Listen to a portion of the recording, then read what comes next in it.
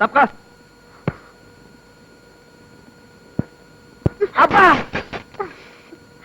అమ్మా. ఏంటయా పిలిచావా? సార్ మీరు ఈ రోజు రాత్రి ఇంటికి పోరా? పిలిస్తే పలికే దైవంలాగా గుమ్మలోనే కూర్చుంటారా? ఏం కావాలయ్యా నీకు? లుంగి సార్, లుంగి కనిపించట్లేదు. లుంగి కనిపించట్లేదా? నేను వస్తున్నాను.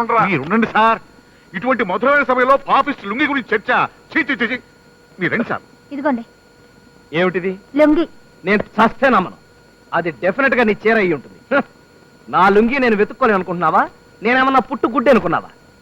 నీ హెల్ప్ నాకేం అక్కర్లేదు, నేనే వెతుక్కోగలను. ఇది నా లుంగి. బలవంతంగా గదిలోకి నెట్టి తలుపు మూసినంత మాత్రాన నువ్వు నేను ఒకటైపోతాననుకుంటున్నారా? చస్తే జరగదు.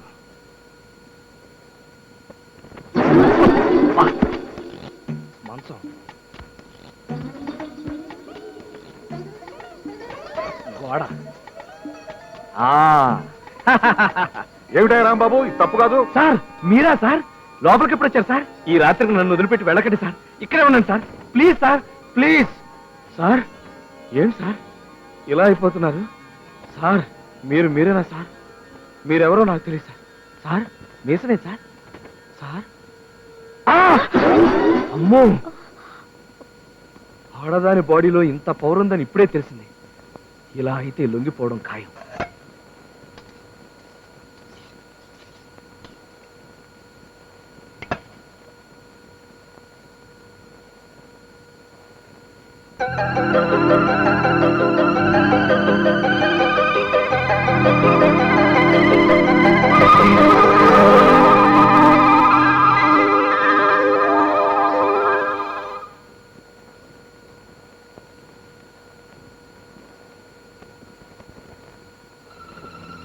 అమ్మా నాన్న ఇంట్లో లేరు.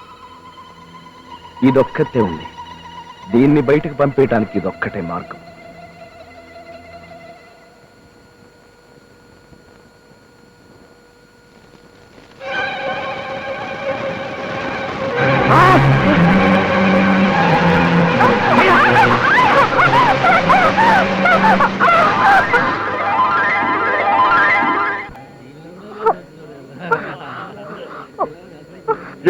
అమ్మో, ఇంతమంది జనం ఉన్నారు. ఏం జరిగిందో తొందరగా పదండి. ఏమైందో? ఇదిగో బాబు, ఏం జరిగిందయ్యా? పూర్తి కాల వెనక్కి వెళ్ళండి. ఇదంతా హౌస్ఫుల్. ఇదిగో తప్పండి తప్పండి.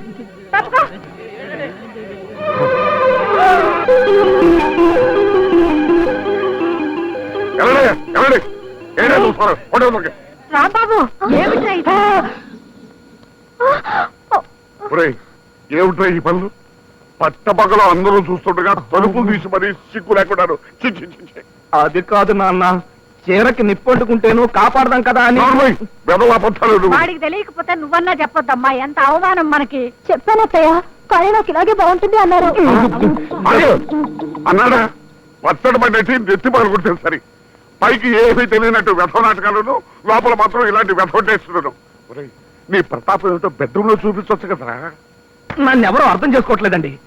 ఇదిగో ఆవిడ కాల్చుకుని చచ్చిపోతే అది మన తలకు చుట్టుకుంటుంది కదా అని అలా చేశాను. అసలు నాకు మనశ్శాంతి లేదు. అమ్మో, మనశ్శాంతి ఎలా ఉంటుందా? ఉండదు. లక్షణంగా కాపురం చేసుకుంటే ఇలాంటి నాటకాలను ఆపేసి అప్పుడు మనశ్శాంతిగా ఉంటుంది. అమ్మా అమ్మా అమ్మా, ఏమిట్రా? నేను గుండీలు కుట్టమన్న చొక్కా ఏది? కాస్త కంగారు తగ్గించి కళ్ళు పెట్టుకు చూస్తే కనపడుతుంది. రా.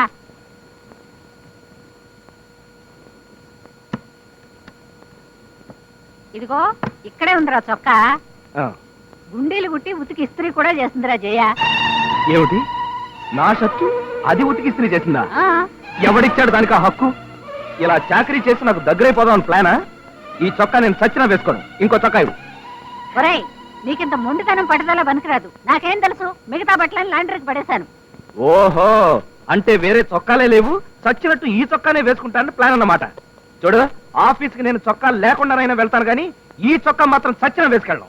ఒరేయ్, నా మాట విను. నా బంగారు తండ్రివి కదా, ఈ పూటకి చొక్కా వేసుకెళ్ళు. కుదరదంటే కుదరదే. నేను ఆఫీస్కి వెళ్తున్నాను అంతే.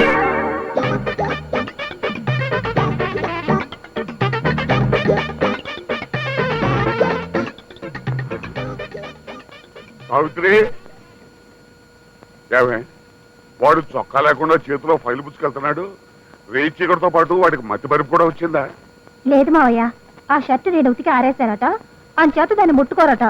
ఆహా, అంత నిష్ఠాగరిష్ఠుడయ్యాడా వీడు? పట్టబగలు పబ్లిక్ గా అంతమంది చూస్తుంటే అమ్మాయిని వాడేసుకుని దొర్లితే తప్పులేదు కానీ ఈ అమ్మాయి ఉతికిన చొక్కా దొడుకుంటే తప్పు వచ్చిందా వీడికి? ఏమే, సాయంకాలం బజారెళ్ళి 25 నిమ్మకాయలు తీసుకొచ్చి ఈ వెధవ తలకు బద్దం చేయొచ్చు. అప్పుడు కానీ తలకు పెట్టిన తెక్కంత అవుతాం.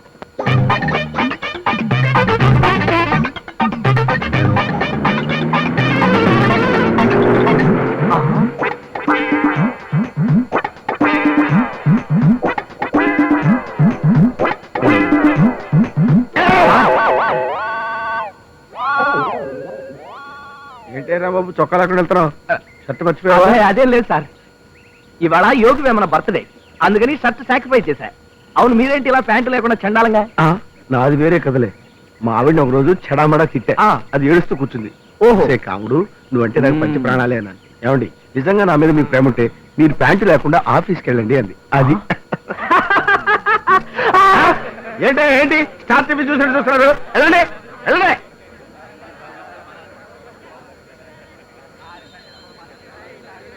చూడు రాంబాబు, నీకు షర్ట్ కావాలి, నాకు ప్యాంటు కావాలి, కాబట్టి ఓ పని చేద్దాం. నీ ప్యాంటు నాకు ఇస్తే దగ్గరలో ఉన్న లాండ్రీకి వెళ్ళి నా బట్టలు తీసుకొచ్చేస్తాను, నా షర్ట్ కూడా నీకు ఇచ్చేస్తాను. ఆ ఐడియా ఏదో బ్రహ్మాండంగానే ఉంది, కానీ ఉన్న ఒక్క ప్యాంటు మీకు ఇచ్చేసి నేను అంతసేపు నిలబడటం అది పాయింట్.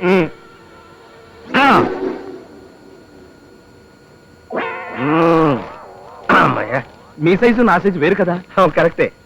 వస్తాను. ఇదిగో గురునాథం గారు, మీరు చెప్పినట్టుగా 2 నిమిషాల్లో వచ్చేయాలి. అలాగే, మిమ్మల్ని నమ్ముకున్నా. ఓకే.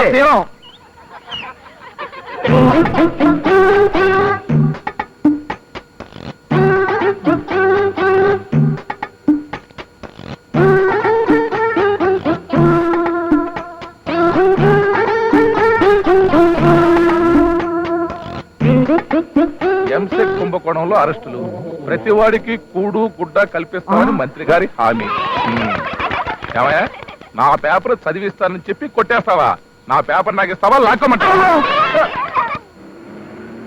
ఎక్కడో చూసిన మొహంలో ఉంది.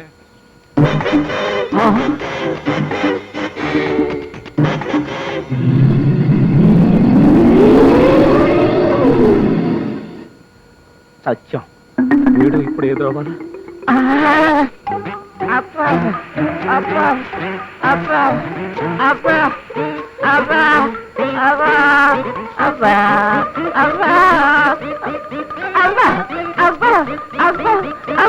సుమా రాంబాబులో ఉన్నాడే, కజిన్ బ్రదర్స్ ఏమో.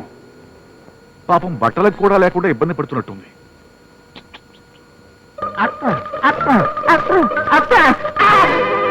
ఎగ్జిబిషన్ చాలు గాని బట్టలు తీసుకొచ్చాను, వేసుకుని ఆటో ఎక్కండి. త్వరగా ఎక్కండి సార్, పోలీసులు చూస్తే న్యూసెన్స్ కేసు కింద అరెస్ట్ చేస్తారు.